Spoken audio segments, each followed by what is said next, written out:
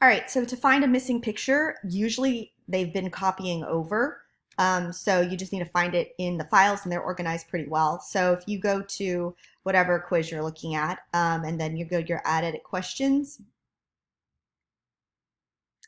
I'm not sure which diagram is missing, but let's say this diagram here. So I'll click on this and then you notice that,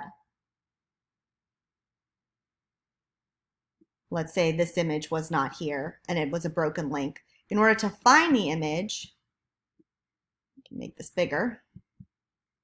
You can go to, what you want to do is do insert, quick link is fine.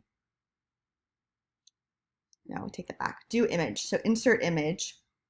And then if you take it off your computer, you can do this. But course offering files means things that are on here. So if it's in some kind of quiz, it'll be under exam. So that's all the quiz stuff, whether it's an exam or it's a assignment in the quizzes. So then we'll go to exam 3 for this one.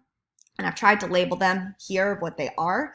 So this one is your online cycling. So figure 1, and you can add that.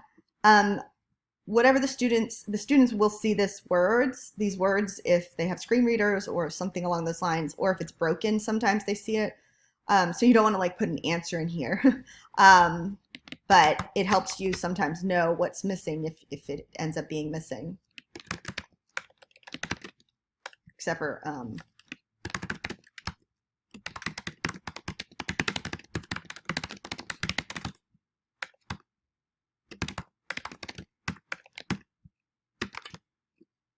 okay.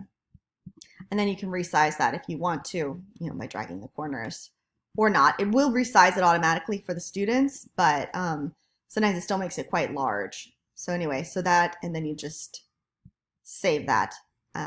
You'd have to make it smaller again, and then you could save it, and then that would be fixed there.